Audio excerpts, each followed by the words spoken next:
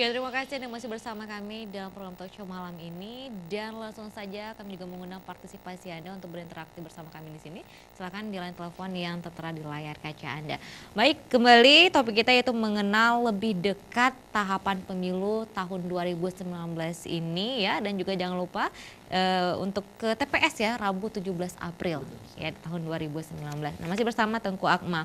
Nah, tadi sempat terpotong bagaimana juga meningkatkan partisipasi masyarakat untuk juga mengenal siapakah yang menjadi peserta pemilu di tingkat untuk menjadi ataupun untuk memperebutkan kursi di DPRA di tingkat legislatif. Namun ini untuk selain dari media, tentu juga apakah partai politik dan juga calon itu sendiri nih, bagaimana ini Tengku? Terutama kami sebagai penyelenggara. Penyelenggara untuk pemilu kali ini ada 3 unsur. Pertama adalah KPU itu sendiri, yang kedua adalah Bawaslu, yang ketiga di KPP. Tapi ini punya peran yang berbeda. Kami penyelenggara tahapan, kemudian Bawaslu untuk mengawasi, dan di KPP untuk menentukan kalau ada di antara penyelenggara baik KPU maupun Bawaslu melanggar tidak kode etik. Nah, dalam hal itu kami juga mendorong bahwa tersampainya informasi yang tepat dan cepat itu tidak bisa mengandalkan KPU dan Bawaslu saja. Tentu ada peran yang cukup sistematis dilakukan oleh peserta pemilu, dalam hal ini partai atau tim pemenangan Capres-Cawapres atau oleh personal dan LO DPD sendiri. Maka kita berharap, tapi saya menarik juga ketika kita melihat antara kami sebagai penyelenggara dibanding dengan para caleg-caleg itu lebih masif pekerjaan mereka. Baik. Benar. Kadang-kadang kami dengan kondisi pengambil alihan beberapa kabupaten kota sudah berbulan-bulan seperti Semelu, Aceh Tenggara, Aceh Selatan ini, tentu banyak kegiatan yang sedianya itu kalau kondisi normal kami yang lakukan.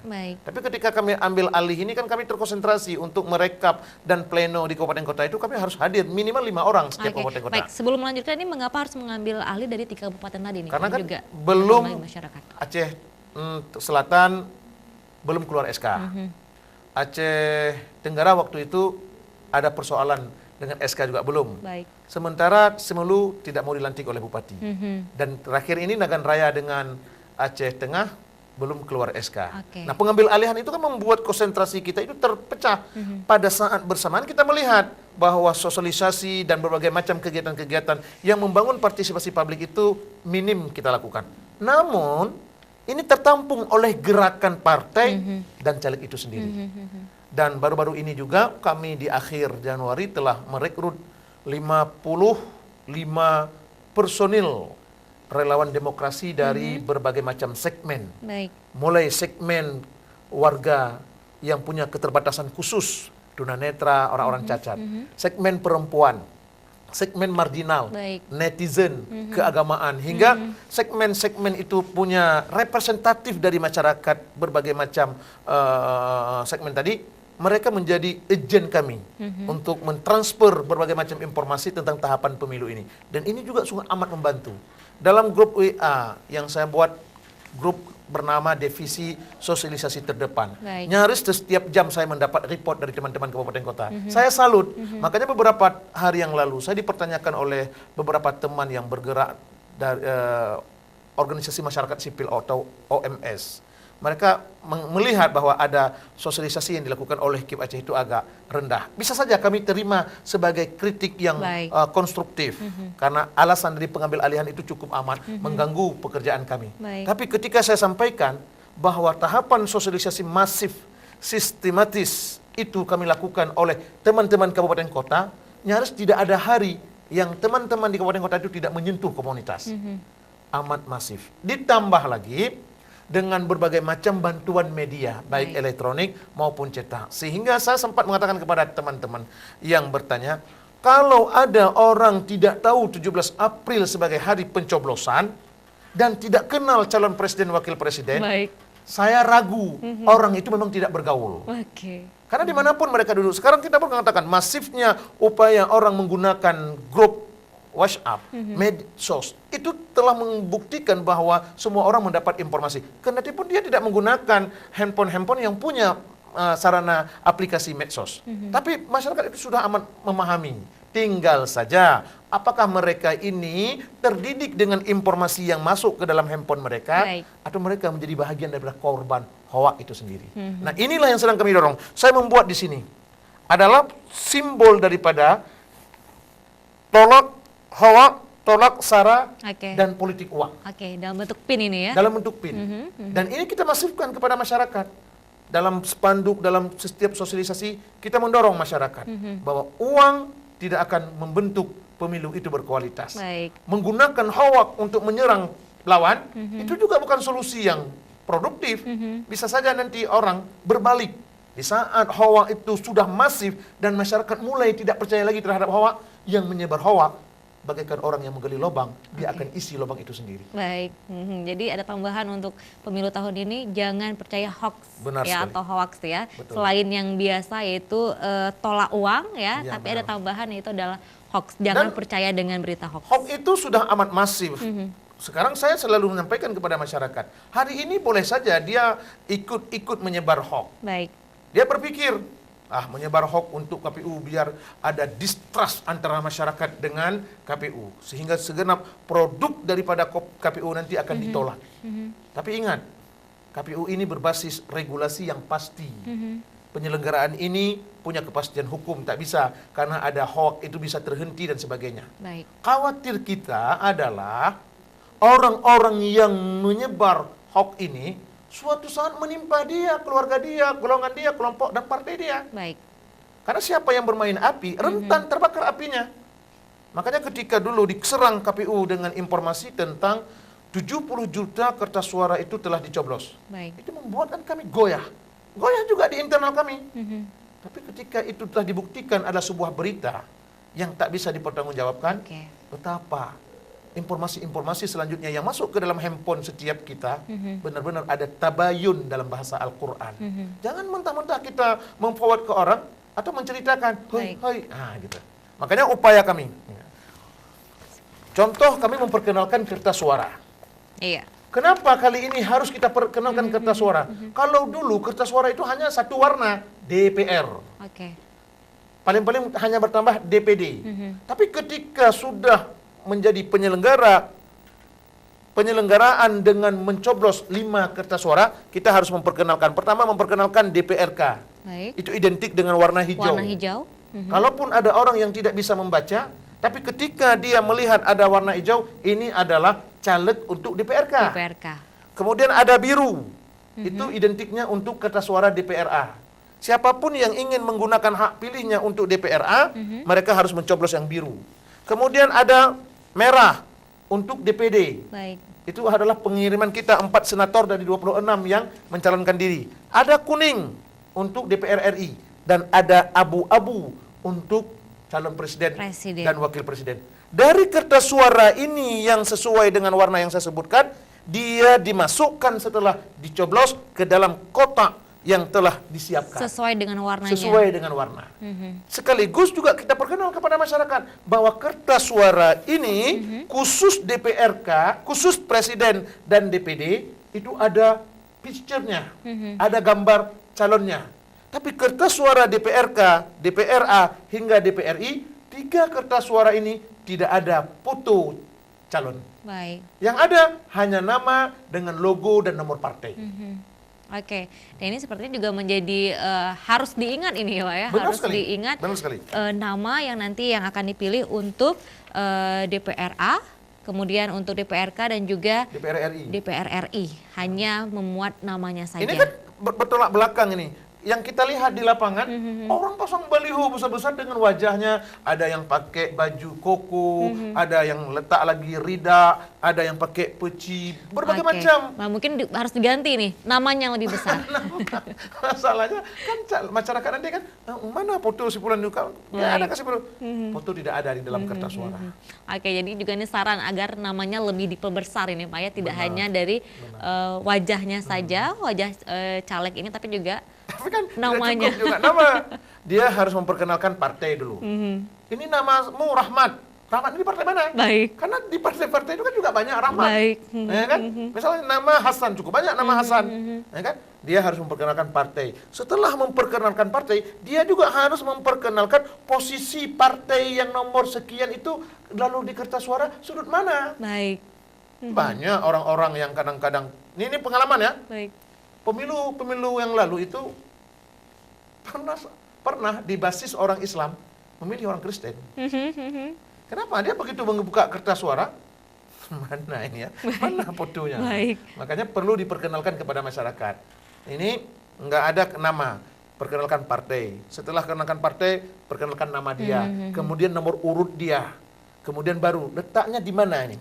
Karena kertas suara untuk DPRA itu besar, DPRK besar.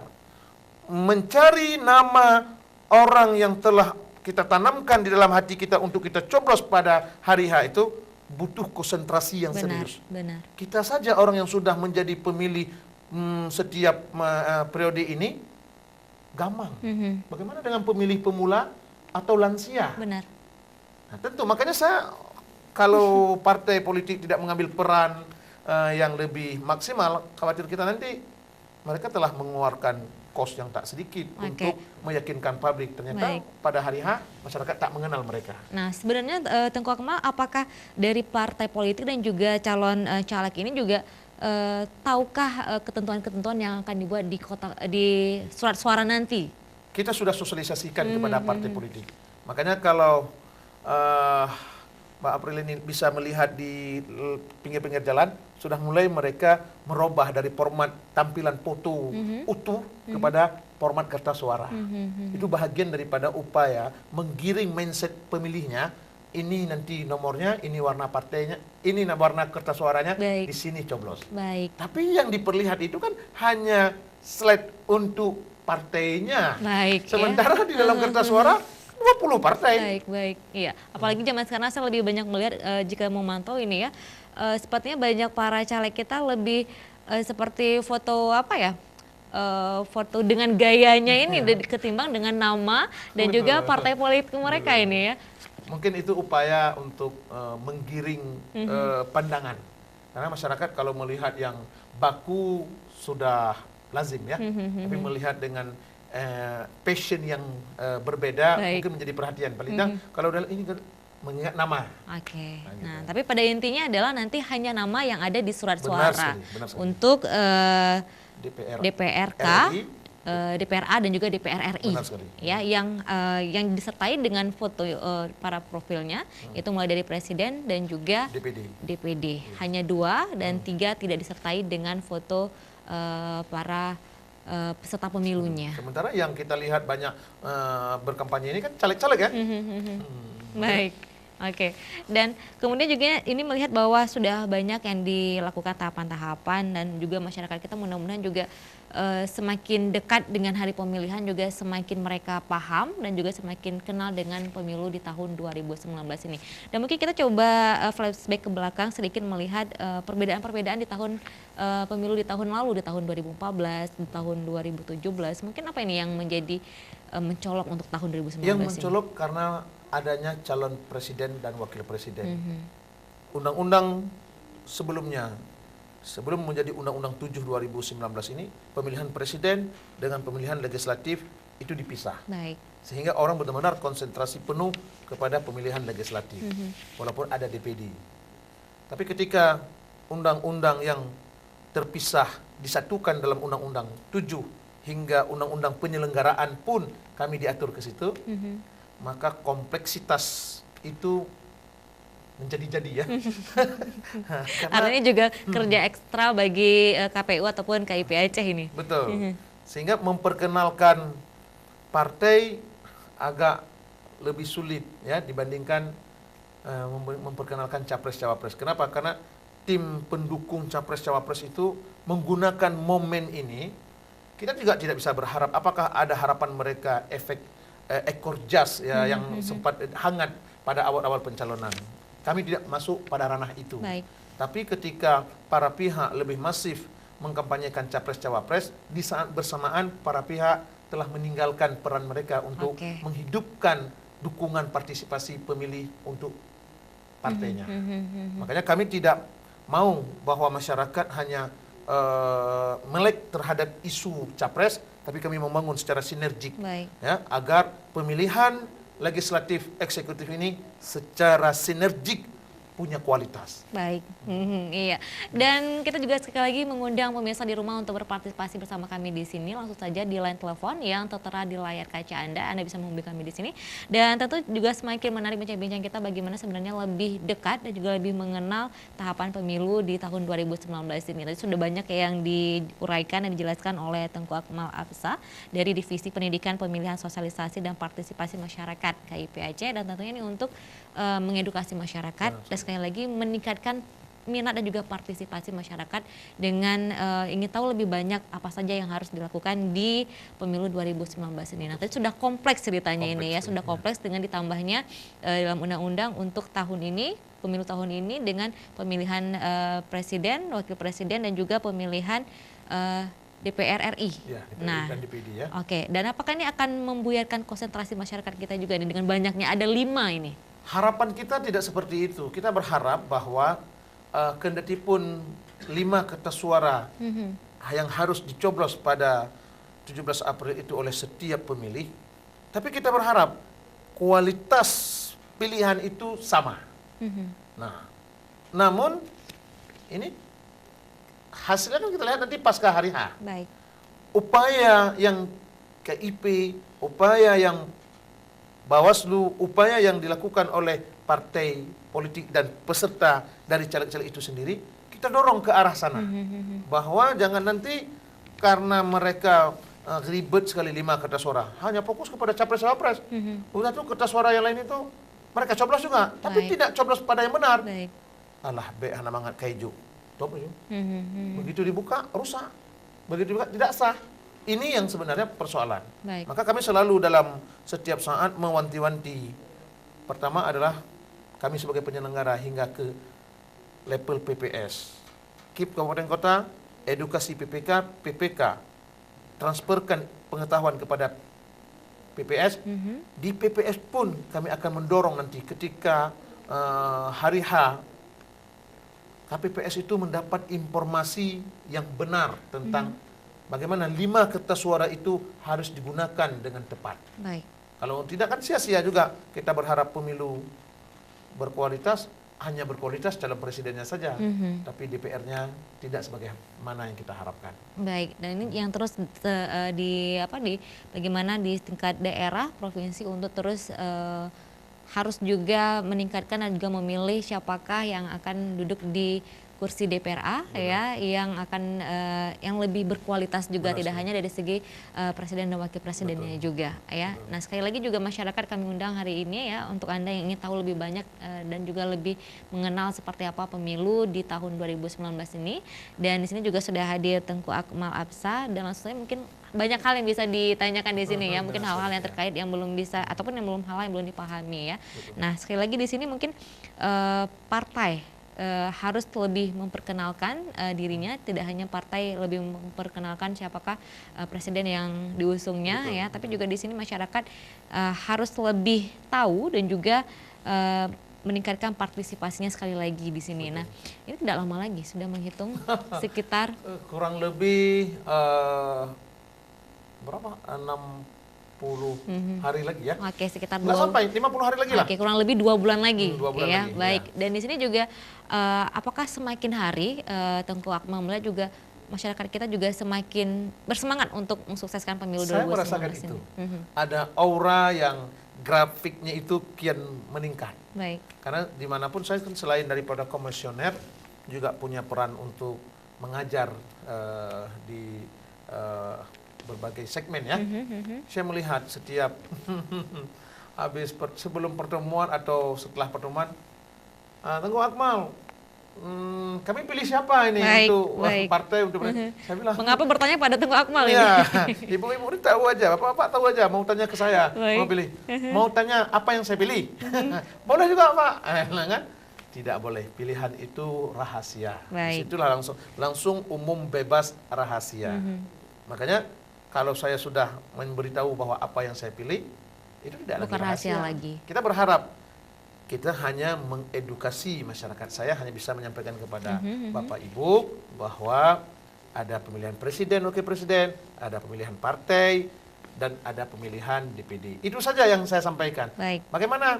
Ya, tentu dalam edukasi saya, Bapak Ibu memilih yang Ibu bisa yakin. Kalau ada sesuatu harapan untuk lebih baik, pilihlah yang Ibu bisa titip harapan itu. Kalau caleg-caleg, pilih yang memang caleg itu ingin mengabdi, bukan cari hidup dia di DPR. Baik. Gitu. Baik, oke. Dan pemirsa di rumah, kita akan lanjutkan lagi usai jeda berikut ini tetap bersama kami dalam program Talk Show.